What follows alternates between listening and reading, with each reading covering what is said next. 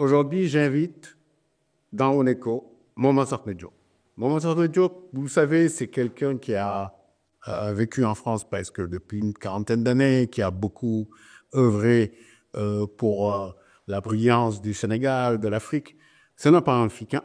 C'est quelqu'un qui a aussi, surtout, travaillé dans l'enseignement. Il a eu l'occasion de faire des thèses, des idées justement créatives sur lesquelles on peut s'appuyer pour faire développer notre continent. Il a fait 3-4 bouquins, donc il a eu l'occasion de nous faire savoir ça dernièrement, que c'est quelqu'un qui a de quoi apporter pour l'Afrique un élan de développement. Moment sortant. Bonjour. Bonjour, monsieur Silla. Alors, ça fait une bonne vingtaine d'années qu'on se connaît maintenant. Je pense, oui, depuis les années 2000, C'est ça? on a eu l'occasion de se rencontrer dans des événements culturels. Hein, comme on dit, les grands esprits se rencontrent. Et depuis, on ne s'est pas quitté, quoi. C'est vrai. Et c'est toujours un plaisir, effectivement, de partager ces moments importants avec des gens comme Mike Silla, qu'on ne présente plus. Quoi. Et c'est surtout le fait que des gens comme toi, il faudrait aussi que nous, les artistes rassembleurs, qui avons la chance de vous connaître, la liste est longue, hein, j'en connais plein d'autres, mais ce qui est beau, c'est que tu as tout de suite accepté, en fait, de venir, ce genre-là, nous, sur Oneco, et de donner, justement, la chance aux téléspectateurs de la DSN TV de savoir qui tu es. C'est pour ça que je voulais savoir qui tu es, en fait, très long. Oh là là, qui je suis, c'est une question qui est complexe, mais en même temps intéressante, dans la mesure où, effectivement, j'ai un parcours. Ouais. Et ce qui est peut-être intéressant dans ce parcours-là, c'est plutôt, je pense, les expériences que j'ai vécues et que vraiment j'ai toujours œuvré à partager avec mes concitoyens. Moi, je pense que c'est ça qui est important. Bien sûr, quoi, comme toute personne a un parcours. Voilà, donc peut-être si vous permettez, je vais retracer bien. Voilà, parce que je viens donc du Sénégal. Voilà, jusqu'en France, jusqu'à aujourd'hui. Donc, C'est qui de Coquille, ton voilà, on en a parlé la fois avec Tewa. Donc, en fait, mais qui est un village de savoir, de savoir, c'est ça. C'est-à-dire que donc, mes arrière-grands-parents, le Koki en Sémotar Doumbé qu'on ne présente plus, Bien sûr. qui a créé même la commune de Koki. Et son dard, là, dont on parle souvent, qui est très connu, a été créé effectivement par Amadou Sahir Lo, qui est un disciple de Mamatar Loupé, qui est mon arrière-grand-père. Donc, bon, d'ailleurs, quand tu vois le nom, c'est un nom quand même qui recouvre Kayor. Parce que Ndande, par exemple, en fait, c'est mon grand-père paternel, mon là dont je porte le prénom, qui a migré après ses études à Ndande. Parce qu'il y avait Cheikh Ibrahim Fall qui était en train de balayer ce territoire. Cheikh Ibrahim Fall, donc le lycée de Cheikh Amadou Voilà. C'est mon maman fondateur, qui est le fondateur de Baye Fally. Voilà. Mon grand-père avait suivi donc en Ndande. C'est quoi? Effectivement, mon père est né en Ndande, nous aussi, on est né en Ndande. J'y reviendrai plus tard si ça nécessite des explications. Bon, moi, je n'ai pas beaucoup vécu en Ndande. D'accord. Parce qu'à l'âge de 12 ans, comme toutes les personnes de ma génération, j'ai été confié à mon oncle, le frère de mon père, qui était un fonctionnaire de l'ONCAD à l'époque. Je rappelle que l'ONCAD, qui s'occupait des céréales avec agriculture. Parce qu'à un moment donné de notre histoire, le Sénégal était quand même un grand producteur, pour ne pas dire le premier producteur mondial d'arachide. Donc, j'ai suivi mon nom. Et j'ai eu la chance, si je peux m'exprimer ainsi, de traverser tout le Sénégal. Donc, c'est lui qui t'a dit au savoir, à la connaissance. À la connaissance surtout au niveau géographique, parce que j'ai vécu 2 ans à Thiès avec lui. Après, il était affecté à Kolda. J'ai fait 1 an à Kolda. J'ai vécu 4 ans à Ziguinchor. Après, on est revenu à Thiès. Ensuite, j'ai fait Saint-Louis. Et Saint-Louis, c'est très important parce que c'est un moment important de mon parcours. Et à Saint-Louis, connaissez les problèmes d'orientation que connaissent nos pays. Hein. Donc, je me suis retrouvé, en fait, à être au lycée fédéral de Saint-Louis, alors que ce n'était pas mon premier vœu. Et heureusement, j'ai habité chez Alioune Tao, qui était le ministre de la Jeunesse et des Sports, sous le gouvernement de Mamadou Diack.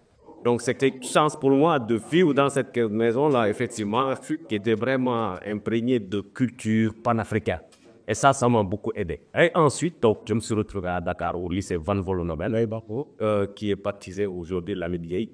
J'ai obtenu le baccalauréat. Oui. Quelle série t'étais? D. Ouais, donc c'était un peu maths. C'était biologie en ski, voilà. Plus scientifique. Hein. Et vous le savez, dans les années 80, je me suis retrouvé inscrit à l'université de Dada avec tous les problèmes que vous pouvez imaginer. Donc, les conditions de travail ont fait que, effectivement, j'ai décroché avec le temps.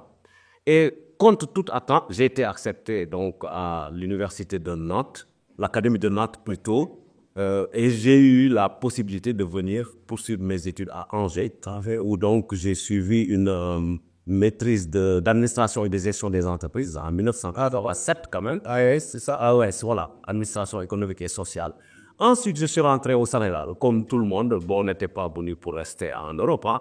Donc, j'ai plié bagage, je suis allé au Sénégal et je me suis confronté vraiment aux difficultés de l'emploi. Pourquoi? Tout simplement parce que c'était la période des ajustements structurels qui ont été imposés à beaucoup d'États africains. Et effectivement, il y avait moins d'États. Et on sait, c'était à l'époque d'Abdou Diouf. Voilà, à l'époque d'Abdou Diouf. Et on sait bien que dans nos pays africains en général, c'est l'État qui était le premier employeur. Donc, je me suis confronté à ça. Et finalement, je suis revenu de plus en plus avec les allers-retours. Je me suis installé en France. Et là, tu es installé en France dans les années 80? Dans les années 80, voilà. Donc, j'ai eu un travail en tant que contrôleur de gestion dans une grande boîte qui était implantée sur Angers. Et je m'occupais un peu de tout ce qui est contrôle de gestion pendant 8 ans. Et comme ça ne correspondait pas à mon projet professionnel, au bout de 8 ans, j'ai demandé un congé individuel de formation. Et je me suis retrouvé donc à faire ce qu'on appelait à l'époque un DESS, diplôme d'études supérieures spécialisées, dans tout ce qui est ingénierie de la formation. Et là, donc, c'est là où j'ai commencé à flotter vraiment avec l'éducation. Et au final, en fait, j'ai passé le concours, le certificat d'aptitude professionnel de lycée professionnel. Et depuis, je suis fonctionnaire depuis 24 ans. Et là, j'attends la retraite. On a donné depuis 24, mais dans quel secteur? Dans le secteur surtout J'enseigne en fait en lycée professionnel. Que j'ai des élèves donc, qui préparent un baccalauréat, ou bien en BTS, RTS, des métiers du commerce et de la vente. Mais c'est beau ça, c'est une façon encore une fois plus d'ouvrir d'autres biais de connaissances par rapport à ce que tu as déjà eu auparavant. Bien sûr. C'est une continuité. Bien sûr. Alors, comment t'es venu en fait l'écriture? L'écriture, oui. Mais l'écriture, en fait, je peux dire que c'est une opportunité. Parce que quand j'étais en 3e cycle donc à Nantes, j'ai eu la chance d'avoir des professeurs qui étaient de très grande qualité. Hein. Pierre Bourdieu, qui est quand même référence des sciences de l'éducation, était un de mes enseignants. Il y avait Geoffre Dumasdier, il y avait Georges Lemeur qui était mon directeur de mémoire. Donc des gens qui ont beaucoup publié. Et effectivement... Et ça, c'était où? À Angers? Non, à Nantes. À Nantes? À Nantes, mais j'habitais à Angers. Ouais, t'habitais à Angers, donc c'est pas loin. Donc à l'université de Nantes, effectivement, ces enseignants-là m'ont donné vraiment le coup de l'écriture. Donc à chaque fois qu'il y avait des publications dans des revues de l'éducation permanente, par exemple, ils me demandaient de produire un article. Et c'est de là où je me suis dit, mais pourquoi moi-même je ne publie pas ce que je pense, ce que j'écris? Et voilà. Donc, parce que nous, les Africains, on a l'habitude de laisser les autres raconter notre histoire, nos expériences professionnelles. Et c'est là où, effectivement, j'ai pris mon bâton de père et je me suis lancé dans l'écriture. Et j'ai publié donc mon premier livre qui s'appelle Gestion des ressources humaines dans les organisations. Oui. Et c'était mon mémoire de 3e cycle. Oui, c'est celui-là. Donc, je me suis intéressé, en fait, la recherche que j'ai effectuée, c'était surtout comment développer les compétences des salariés par le biais de la formation professionnelle continue. Donc, c'était ça l'objet de ce travail-là. Ensuite, au bout de 3-4 ans, j'ai réinterrogé en fait mon passé. Parce que bon, j'ai eu la chance de rencontrer Cheikh Anta Diop. Quand j'étais jeune, j'ai été fasciné vraiment. Parce que la rencontre, j'ai rencontré au Sénégal. Au Sénégal, déjà, quand j'étais gamin, je me rappelle Cheikh Anta, qui faisait beaucoup de tours, qui est d'ailleurs un membre de ma famille, hein, Diop. Mais bon, c'est pas ça le plus important. Moi, je l'ai rencontré, c'est vraiment par le en soi. La famille est importante, la vieillesse, sur l'éducation, quand même. Mais moi, je l'ai rencontré surtout à travers ses écrits. Et j'ai été fasciné vraiment par l'engagement que Cheikh Anta Diop mettait surtout auprès de la jeunesse. Et je me rappelle, à Ndande, à côté de Kébémer, quand il faisait ses tournées, il nous regroupait et il nous expliquait comment on pouvait capter le soleil pour créer de l'énergie solaire. C'est beau. Mais il y a 45 ans. Ouais. Et nous, je me rappelle, les parents disaient « Oh, Cheikh Anta, il faut parler quoi ?» Donc, alors qu'aujourd'hui, ce qu'il me disait, c'est les enjeux. C'est les enjeux. Donc voilà. Ensuite, donc à un moment donné aussi, je me suis dit, mais c'est ma pratique professionnelle en tant qu'enseignant. Enseigner en banlieue, moi j'enseigne aussi dans des zones prioritaires où on rencontre, enfin, on accueille des élèves difficiles en effet. Donc là, le lycée sur lequel... C'est à Aubervilliers, c'est à Aubervilliers, c'est un lycée qui a... Parfois, tu interviens dans d'autres localités au niveau de la banlieue, c'est ça? Parisien, non, non, mon lycée, c'est vraiment à Aubervilliers, oui, mais j'interviens de temps en temps, je l'ai déjà fait dans les BTS, mais mon métier principal, vraiment, c'est au lycée où je suis. Parce que Terminal. BTS, c'est pas grave, voilà, pas plus de... Donc, tout ce qui touche le management, je m'occupe de ces matières. Effectivement, à un moment donné, je me suis dit, mais les banlieues, on les dénigre souvent. On parle des banlieues comme si c'était des territoires hors de la France. Alors qu'on est en France. Les enfants qu'on accueille, c'est des Français. Mais quel est le problème? Et là, j'ai interrogé effectivement les publics. Je me suis rendu compte que l'enseignant, son rôle, c'était pas de critiquer les banlieues ou de fuir les banlieues. C'était plutôt de se mettre de changer de paradigme. Les banlieues, on peut enseigner, faire réussir les élèves, mais il faut enseigner autrement. Donc la transmission du savoir et le sage, et en même temps de donner aussi une forme de façon, en fait, autrement de voir la banlieue. Voilà, c'est ça qui m'a poussé, ce qui m'a poussé à écrire ce livre-là qui s'intitule Enseigner en banlieue, une mission possible. Parce que bon, moi je suis un optimiste, un afro-optimiste de nature, quoi.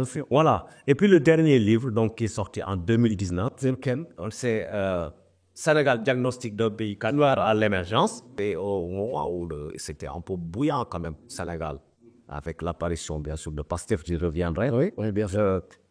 Je pense que c'était une période qui était extrêmement importante parce que le Sénégal, comme beaucoup de pays d'Afrique subsaharienne, La transition avec Wade ou c'était à l'époque? Plutôt au niveau de la transition avec Wade. C'était une période où vraiment on se posait beaucoup de questions parce qu'à un moment donné, on s'est mobilisé pour faire partie du Parti socialiste. Et on avait beaucoup d'espoir sur Abdoulaye Wade.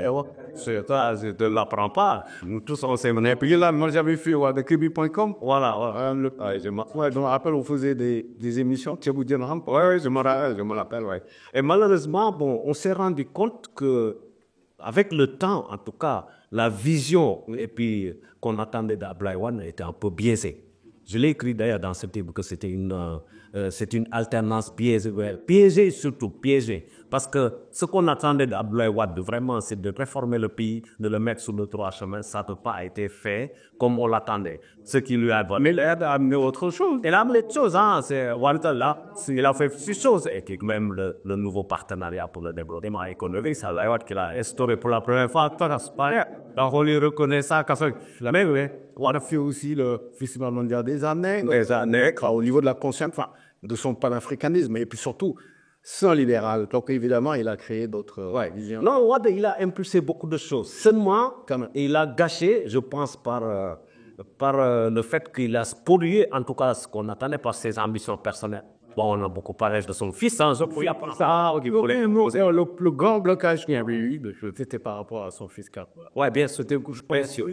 Mais l'homme lui-même, je pense, ne posait pas la fois sa vision aussi, je pense, qu'elle a été acceptée. Quand mais Sénégalais, parce qu'il a fait pas mal de choses quand même encore.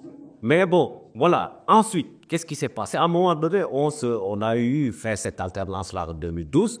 Le président Macky Sall qui arrive au pouvoir, qui a mon âge, hein, on avait beaucoup d'espoir pour après. Macky Sall, il est de notre génération. Les années 60. Bien sûr. Nous, on est 60 et quelques. Mais c'est que, bon, le seul truc, c'est qu'avec Macky Sall, on n'a pas eu l'occasion d'aller au bout de certaines choses qu'on voulait qu'il l'amène. Parce que toi, c'était la base, évidemment, c'était quelqu'un il s'est inscrit dans la continuité par rapport à... Dans la continuité, mais seulement, il y a eu les choses qui ont été un petit peu, malheureusement, bancales. C'est à la gestion globale de ça. Oui. Mais c'est ça qui lui a valu d'ailleurs du pouvoir, heureusement. Donc moi, personnellement, ce qui m'intéressait, c'est surtout d'interroger le PSE, le plan Sénégal d'émergence. Parce que moi, je suis économiste de formation. Donc à un moment donné, je me suis dit, mais Macky Sall nous a vendu quand même le plan Sénégal émergent. Au moins, en tant qu'intellectuel, ce qui est intéressant, c'est d'aller voir, visiter ce plan-là, qu'est-ce qu'il y a dedans. C'est ce que j'ai fait. Donc, j'ai établi ce qu'on appelle un diagnostic pour voir un peu est-ce que si je m'appuie sur les critères sur lesquels on s'appuie pour juger qu'un pays est émergent ou pas, comme le Brésil, les pays émergents actuels, mais sur quels critères on s'appuie. Et là, je me suis rendu compte qu'il y avait bien sûr des critères un peu techniques, comme on dit, la croissance, etc. Et ça. Et effectivement, j'ai interrogé cette croissance-là. Et je me suis rendu compte que cette croissance était surtout extravertie. C'est-à-dire qu'elle elle est surtout créée par des multinationales, des entreprises étrangères. Or, nous qui sommes économistes, nous savons que quand une croissance est créée, ce qui est important, c'est la redistribution. Parce que c'est la création de richesse. Mais une richesse, quand on la crée, il faut que cette richesse-là ait de l'impact sur les populations qui ont contribué à sa création. Donc, qu'est-ce que les Sénégalais ont dit qui ne savent pas pourquoi? Et c'est là où je me suis rendu compte qu'effectivement, le pourcentage le plus important de cette création de richesse-là était expatrié vers les pays européens, surtout dans les paradis fiscaux, pour éviter bien sûr la fiscalité. Et finalement, le Sénégal ne s'y retrouvait pas. Il était toujours en difficulté. Les Sénégalais, ils n'avaient pas une santé qui s'est améliorée, l'éducation non plus, etc. Donc c'est à partir de ce moment-là que je me suis dit, effectivement, le plan Sénégal émergent là, pour moi, le Sénégal n'était pas sur le chemin de l'émergence. Et maintenant, je pars de ça pour faire ce qu'on appelle des recommandations. Et ces recommandations, je reprends un peu la vision des Assises nationales du Sénégal, qui avaient fait un travail extrêmement important qu'il fallait reprendre tout simplement pour vraiment gagner du temps. Et puis, deuxième chose, j'ai exploré les différentes filières sur lesquelles on pouvait s'appuyer quand même pour créer ce que j'appelle un développement endogène, c'est-à-dire par nous-mêmes et pour nous-mêmes. Que tu es quelqu'un qui a beaucoup travaillé pour éventuellement donner la chance à ce que le Sénégal puisse trouver une Nouvelle-Zélande, donc sur le parti de ceux qui ont travaillé sur le projet de PASTEF. Oui, bien sûr. C'est ça qui voulait apporter comme précision. Tu as beaucoup œuvré pour que justement qu'il y ait un profil qui s'installe sur le projet de PASTEF. Ouais. Est-ce que tu peux nous en parler? PASTEF, je les ai vraiment rencontrés par hasard. Il y a quoi. Parce qu'à un moment donné, j'ai mené pas mal de combats. Je te disais par exemple tout à l'heure que j'ai travaillé sur la vision de Cheikh Anta Diop et de Théophile Obenga. Et jusqu'aux années 2000, c'était le désert. On parlait peu de Cheikh Anta. On avait baissé les bras. Jusqu'en 2017, par hasard, j'ai rencontré Ousmane Sonko. Pour ne pas citer, j'ai rencontré Ousmane Sonko et PASTEF. Et au-delà, rencontrez-vous, je l'ai rencontré à Paris, au Front Populaire. En fait, il était venu pour dédicacer un de ses livres sur le pétrole et le gaz. Et là, vraiment, c'est son premier bouquin. Donc, il faisait la dédicace au Front Populaire à Paris, métro ligne 12. Et moi, je partais ailleurs et je voyais beaucoup de Sénégalais qui sortaient. Beaucoup d'Africains qui sortaient du métro. À un moment donné, j'interpelle quelqu'un. Je lui dis, mais qu'est-ce qui se passe? Il y a un concert ou pas? Il m'a dit, non, comment vous n'êtes pas Sénégalais? Je lui dis, si, je suis Sénégalais, c'est Diop Mor Sorna. Moi, je dis, boya comme tu le fais, quel lit? Ah bon, qu'est-ce qui se passe? Non, c'est Ousmane Sonko qui fait une dédicace d'un livre. Est-ce qu'à cette époque, Ousmane Sonko était connu? Moi, je ne l'étais pas connu. Donc, moi, personnellement, je ne le connaissais pas et il n'était pas très connu. On parlait un peu de lui, mais je le reconnais. Le hasard n'existe pas parce que finalement, moi, je ne le connaissais pas. On sent qu'à la suite, il y a eu des développements que tu as. Donc, en fait, ce que j'ai fait au début, j'étais très prudent. Je me suis dit, Nyom Nyepayamda. Parce que j'ai flirté avec eux, c'est ça. Non, mais nous, on sait. Non, mais même à l'époque, déboulonner un tout petit peu les libéraux à un certain moment, et puis de changer de faire de transition, peut-être avec moi. Bien sûr. On a beaucoup œuvré dans le point pour que les choses y changent. Donc, moi, je trouve que, justement, ce que tu as eu l'occasion d'apporter, c'est aussi dans la continuité. Dans la continuité. Donc, ce que j'ai fait, en fait, je suis allé observer, parce que je suis quelqu'un quand même de très prudent. Je suis allé boire et franchement, c'était la première fois que je retrouvais un cadre qui correspondait à ma façon de voir les choses. Déjà, il y a eu une séduction et voilà, j'ai assisté à beaucoup de réunions de travail, surtout de la cellule de PASTEF dans la diaspora. Et là, j'avais découvert plusieurs choses. J'avais découvert déjà un engagement des jeunes compétents qui avaient cette formule-là qu'ils ont repris d'ailleurs, qui s'appelle le don de soi pour la patrie. Je l'ai vraiment vécu avec ces gens-là, ces jeunes-là. Et je me suis dit, mais pourquoi pas ne pas les accompagner, les aider? Et c'est ce que j'ai fait. C'est ce que j'ai fait jusqu'à aujourd'hui. Ça en est là, tiens, pour les rencontres, les réunions où effectivement j'ai besoin de travailler pour ça. Ils ont proposé de travailler avec la cellule de l'éducation. Donc on a construit le programme de PASTEF. Et aujourd'hui, franchement, je suis très content d'avoir participé à ce projet-là qui, je souhaite, en tout cas, je pense qu'il va, il va beaucoup aider le Sénégal à s'en sortir. On va revenir sur le côté sama écriture, enfin tout ce que tu as apporté par rapport à la transmission. Mais juste avant d'aller sur ce biais, comment tu trouves à l'heure actuelle au Sénégal avec le mouvement PASTEF et Moi, je pense que je trouve franchement que le Sénégal déjà, il y a plusieurs choses qu'on peut apprécier. D'abord, la paix. La paix est revenue. Tu sais, il y a un ami, un compatriote panafricain ivoirien, à l'époque où il y avait des problèmes en Côte d'Ivoire. Il me dit, Joe, on peut dire ce qu'on veut, on peut croire ce qu'on veut, mais s'il n'y a pas la paix, on ne peut rien faire. Et aujourd'hui, quand même, l'apaisement est revenu au Sénégal. Et je pense on peut remercier Dieu et puis bien sûr toutes les personnes qui ont contribué à ça. Deuxième chose, au regard en tout cas de certains critères sur lesquels on peut s'appuyer pour juger qu'un pays est sur le bon chemin ou pas, moi je pense que le pays est sur le bon chemin. Pour plusieurs raisons.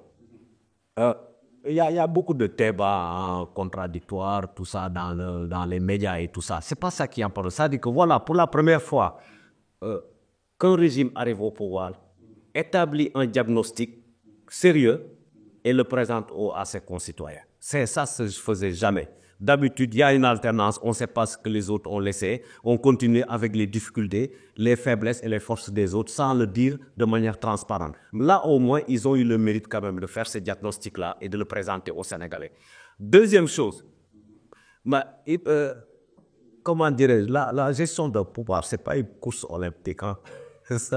C'est beaucoup de travail, beaucoup de réorganisation qui manque toujours en Afrique, dans tous les pays pris. C'est un problème d'organisation. On n'a pas de problème de compétence en Afrique, mais on a des problèmes d'organisation. Et ce que j'ai remarqué quand même, c'est que le régime actuel, au moins, joue sur ce levier de gestion des ressources humaines. Essayer de mettre les personnes qu'il faut au place s'il faut. Je pense que ça, c'est... Dernièrement, quand même, il y a eu des remous sur l'illumination. Alors, comment tu trouves ça? Moi, les nominations, la vision que tu as. Je ne fais pas d'approche en termes de nomination. La nomination, c'est du pouvoir du chef de l'État. Ça, franchement, ça ne m'intéresse pas, moi. Moi, ce qui m'intéresse, c'est derrière, dans les services techniques, le côté productif. Parce que quand le président il nomme une personne dans une 18 millions de Sénégalais, ça veut dire que les 17 millions 900 n'ont aucune chance. Par contre, aujourd'hui, il y a des missions dont le pays a besoin pour sortir des difficultés dans le domaine de l'éducation, de la santé et tout. Et c'est là où, effectivement, nous, en tout cas des gens comme moi, attendent le pouvoir qui soit capable, par exemple, de solliciter un expert africain. Par exemple, moi, je ne me limite pas, je suis en panafrique. Si un Africain est compétent pour résoudre un problème technique, c'est là où on a besoin. C'est l'appel aussi à des gens qui aussi, entre guillemets, je dirais pas forcément contribuer, mais qui ont été là pour apporter des roues. Bien sûr, la machine soit caméra sur. Ça se fait petit à petit. Moi, je pense qu'il faut attendre.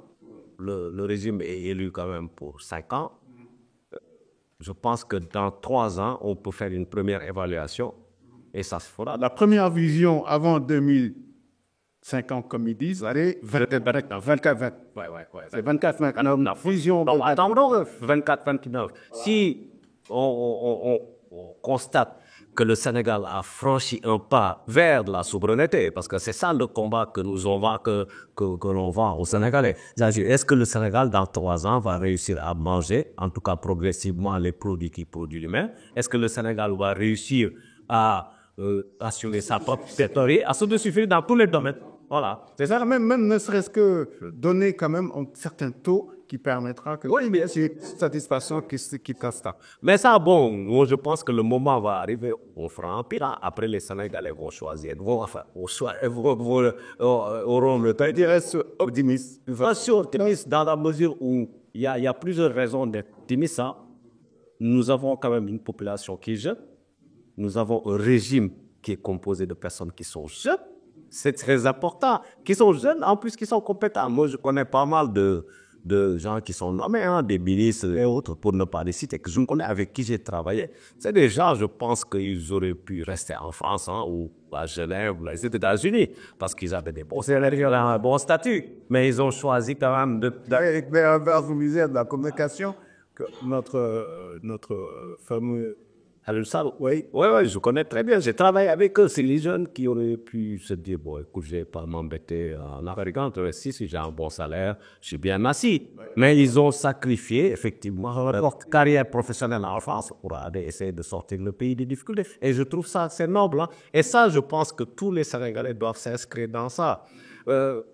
Parce que le pays ne se développe pas par tous les pays étrangers. Non, c'est les Sénégalais qui développeront le Sénégal. C'est les Congolais qui développeront le Congo. Hein. C'est clair. On revient sur la transmission, comme je l'avais dit, promis. Alors, donc, l'écriture, c'est un affaire, un volet sur lequel, justement, tu as connu, donc, travailler sur la transmission, sur le fait aussi de créer un réel pont, plusieurs ponts de connaissances. Alors, comment tu vois un tout petit peu, à l'heure actuelle, ta position par rapport à tout ce que tu as écrit et quel est l'apport que tu voudrais faire? Déjà, moi, je pense que l'écriture, pour nous qui sommes habitués à écrire, l'écriture a deux avantages. D'abord, un avantage personnel, parce que ça m'a permis quand même de faire des recherches très, très sérieuses et de découvrir des choses que je ne connaissais pas, ou bien des choses sur lesquelles j'avais des a priori. Et ça, je pense que cette auto-formation-là est déjà importante. Je me sens beaucoup mieux aujourd'hui qu'avant, quand je parle de problèmes africains ou quand je parle même de l'éducation prioritaire. Parce que c'est des choses sur lesquelles j'ai réfléchi et j'ai découvert surtout des personnes qui en ont parlé avec des thèses vraiment qui correspondaient à ma vision des choses. Déjà ça, moi, je pense que c'est important. Et puis, comme disait Amady Alidien, feu Amady Alidien, grand économiste sénégalais, et il m'a dit une fois, en face à face, hein, quand je dédicaçais mon livre sur l'intégration africaine, que Diop sait bien d'écrire. Parce qu'au Sénégal, on ne peut pas écrire. Souvent, quand on écrit, on toque sur les portes, tout ça. Avec mes collègues enseignants, qui me disent, finalement, Diop, oui, pour la gestion de classe dans les milieux difficiles, j'ai utilisé ton concept et ça fonctionne mieux.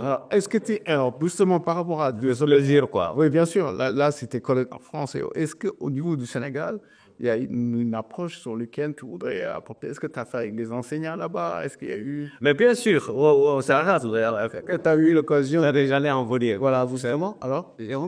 Au Sénégal, hein, parce que je suis président d'une association qui a quand même réussi à mettre en place des infrastructures en Ndambe, dans mon village. Voilà, pas par le biais du partenariat bilatéral, le PAISD, je pense que, voilà. Donc moi, j'avais saisi le PAISD dans un premier temps pour créer une maternité en Ndambe. La maternité existe depuis 15 ans déjà, elle existe.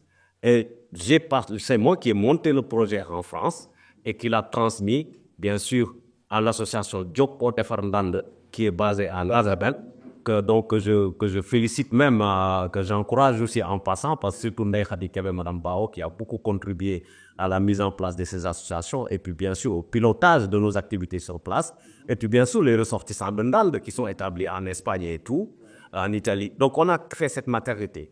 Deuxième chose, quand la maternité est terminée, on a monté une cité scolaire qui va de la 6e jusqu'en terminale et qui accueille aujourd'hui 1500 jeunes. Arnal le même, c'est pas, tu peux le vérifier c'est sur Internet. Et aujourd'hui, cet établissement scolaire, ce lycée, est classé parmi les meilleurs lycées du Sénégal. Le taux de réussite tourne à 70% dans un pays où c'est la moitié. Au Sénégal, au bac, c'est 30%. Donc, voilà, c'est pour dire que ce combat-là de l'écriture aussi, si on lisait les matérialiser, il y a un côté d'excellence qui est quand même lié à ça. Bien sûr, on a fait un lycée. Et ce qui est important, que le message que je veux lancer, qui a motivé effectivement cet engagement. Parce que j'ai créé le ministre de l'Éducation, justement, de faire des lycées d'excellence. Donc, ça rentre dans le cadre de ce que... Bon, moi, j'aime pas trop utiliser ce mot excellence. C'est ce qu'elles veulent faire. Parce que comment toi, tu l'aurais appelé alors? Moi, j'aime pas trop parler d'excellence parce que il y a un piège derrière. C'est-à-dire que dans nos pays africains, on a toujours prôner l'excellence. C'est-à-dire qu'on sélectionne les élèves, les meilleurs, on les accompagne vers l'excellence. Par contre, les 90% qui sont en difficulté, on les laisse en rade. Donc, c'est pour ça que je suis un peu prudent. Qu'est-ce qu'il faudrait faire? Est-ce que tu comprends? Moi, je pense ce qu'on a fait, nous, en Dan, on s'est rendu compte que 90% des jeunes qui fréquentaient les établissements scolaires qui étaient issus de milieux défavorisés. Quand je dis défavorisés, ce n'est pas milieu pauvre, hein. C'est des gens qui ont des origines agricoles, dont les parents sont agriculteurs, ou en tout cas, n'ont pas été à l'école. J'en suis un exemple. Et au final, quand tu regardes les taux de réussite, quand je parle de réussite, c'est-à-dire jusqu'au bac déjà, et puis même au-delà du bac, on ne représente même pas 1% de la population. Donc c'est un échec, c'est du gâchis. Donc nous, ce qu'on a voulu faire, c'est inverser cette tendance-là. Dans des communes comme Dan, ce qu'on a besoin, c'est surtout des complexes scolaires, mais pas des lycées classiques. On a besoin d'élèves qui peuvent apprendre jusqu'en terminale sans quitter leur famille. Surtout les filles. Parce que vous savez, pour des raisons de tradition culturelle, les filles, en général, quand ils ont le DFM ou l'entrée en sixième, les parents refusent de les envoyer à l'Aventure, à Saint-Louis, à Louga ou à Dakar. Parce que c'est comme ça. Donc, il y avait pratiquement aucune fille qui faisait des études supérieures. Mais aujourd'hui, quand vous allez en Dan, les élèves qui réussissent... Non, même pas, il n'y a pas besoin. En Dan, pour aller au lycée, on marche à pied, il n'y a pas besoin de transport. Mais ce qui est intéressant surtout, c'est qu'on a inversé la tendance. Aujourd'hui, 80% des jeunes qui réussissent, qui font des études post-bac, c'est des filles. D'ailleurs, la meilleure élève du Sénégal, en 2000, il y a 3 ans, qui s'appelle Yacine Fall, qui a eu 18,80 de moyenne, et il sur le table, donc on se connaît bien. Donc c'est une fierté, quoi. Parce qu'on se dit au moins, les problématiques sur lesquelles on se mobilise, c'est long, c'est pas évident, hein, d'écrire, d'y croire, de se battre. Moi, dans le vois Cheikh Anta Diop, il s'est battu jusqu'à sa mort. On commence à parler de lui 40 ans après. Donc moi, j'essaie de m'inscrire dans ça, d'être utile, pour que demain, au moins, on se dise, Diop avait fait ça, il a même dit ça. C'est ça le plus important. Mais qu'on parle de moi, c'est... Oh non. Mais les élèves parlent de moi, c'est déjà bon. C'est bien que les gens sachent qui je suis. C'est pour ça. On écho est là pour ça. C'est une émission justement qui donne la parole à des gens comme toi qui ont eu beaucoup à apporter des choses intéressantes et surtout qui prônent pour le développement. Ça, c'est bien que les gens le connaissent parce que avec tout ce que tu as fait depuis une quarantaine d'années en France et même à l'étranger, je trouve que c'est bien. Moi, je veux juste qu'on revienne un tout petit peu sur ton parcours en tant qu'écrivain. Toujours qu'on reste dans l'écriture, ouais, dans l'écriture. Et quel est l'un des bouquins que tu as pu faire, qui t'a pu se marquer? Et c'était quoi le teneur du... Moi, le livre qui m'a plus marqué, c'est vraiment Quelle alternative pour l'Afrique.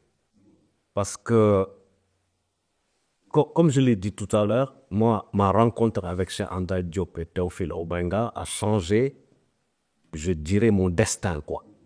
Parce que quand j'étais étudiant, moi, comme tous les étudiants de mon époque, hein, on rêvait de faire des grandes études, des bac plus 10, et puis de se retrouver dans les services administratifs de nos pays. Hein. C'est ça qu'on rêvait, mettre le costume, la cravate, gagner de l'argent au public, etc.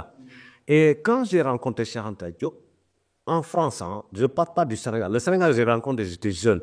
Mais en France, à Angers, il y a un ami, un compatriote panafricain du tout nom de Doué Nyonsea, d'origine ivoirienne, que j'ai rencontré dans un bus. Première année de fac, hein, je rencontre dans un bus. Il dit bonjour mon frère. Je dis bonjour. Il me dit c'est comment? Je lui dis c'est Diop. Il a retenu ma main, mais fortement quoi. Il me dit mais Diop. Je lui dis mais vous connaissez des Diop et tout? Il m'a dit non, j'ai un ami qui s'appelle Diop. Si vous n'êtes pas pressé, je vais vous le présenter. Donc, moi, je lui dis, non, je ne suis pas pressé. Donc, je vais chez lui, à Belle-Bay, je me rappelle, c'est la cité universitaire.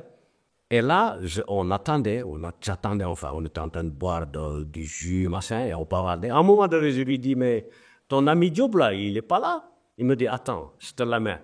Il rentre dans sa chambre, sa bibliothèque, et il vient m'offrir Nation Nègre Écriture. Nation Nègre Écriture. Il me dit, vous le connaissez, c'est lui, mon frère, mon ami. Bon, j'étais ému, quoi. Parce que ouais, je m'attendais à un personnel. On me dit, ben, est-ce que vous l'avez lu? Je lui dis, je ne l'ai pas lu, mais je connais Cheikh Anta Diop, je faisais un peu le malin, quoi. Il m'a dit, écoutez, lisez-le, après vous revenez, on va discuter.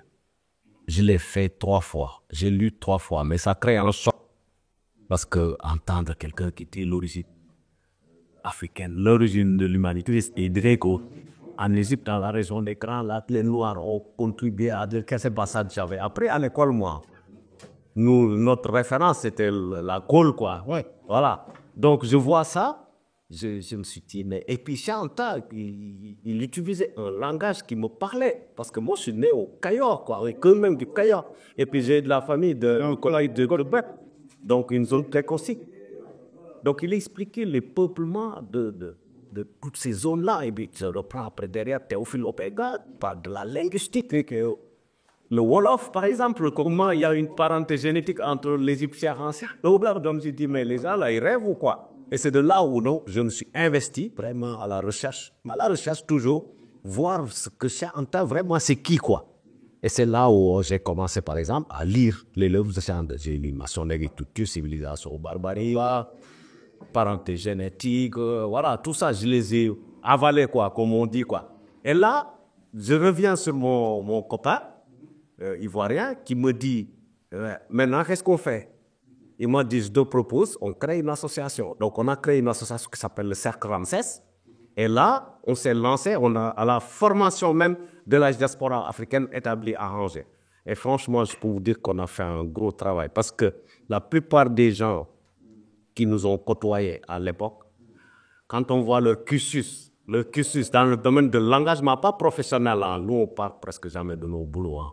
Bon, moi j'en parle parce qu'enseignant, c'est ça la fierté quoi, de former les jeunes, de les amener vers. Mais quand je disais que ça changeait ma vision des choses, ça dit que je me suis retrouvé un militant désintéressé vraiment par tous les clichés aujourd'hui qui minent d'ailleurs notre existence. Hein. Parce que peut-être dépassé moi,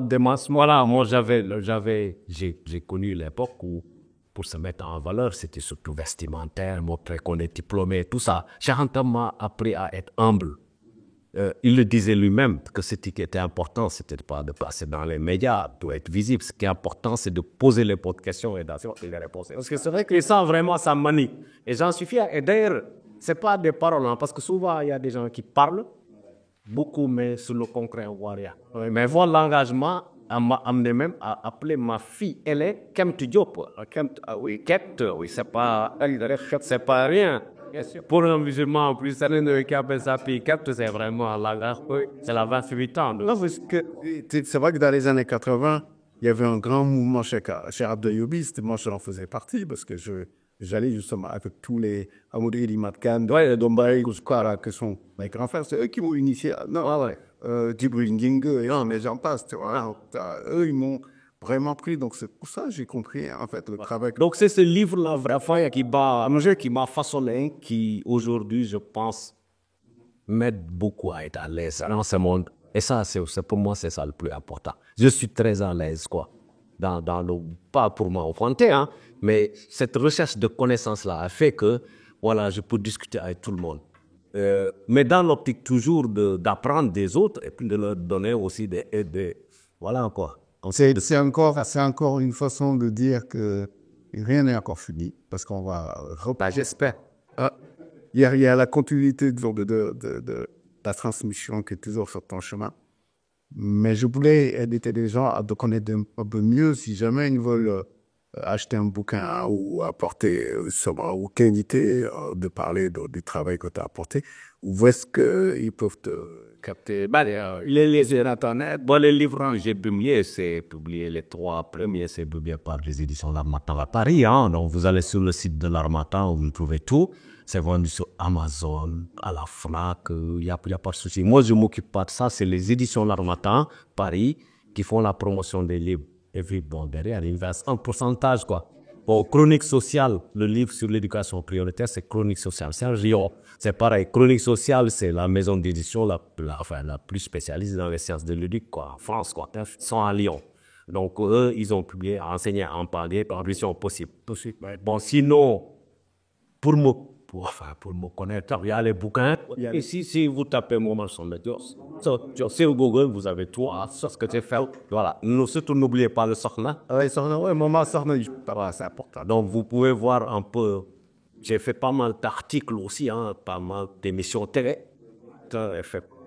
Je fais pas mal de débats aussi en province, à Angers, là. C'est pour ça que je me suis dit qu'il y a des gens qui veulent t'inviter et qu'ils sachent un peu là où ils te touchent, est-ce qu'ils peuvent te joindre et tout ça. En tout cas, moi, je suis content d'avoir eu quelqu'un comme toi de venir ce genre dans Waneko.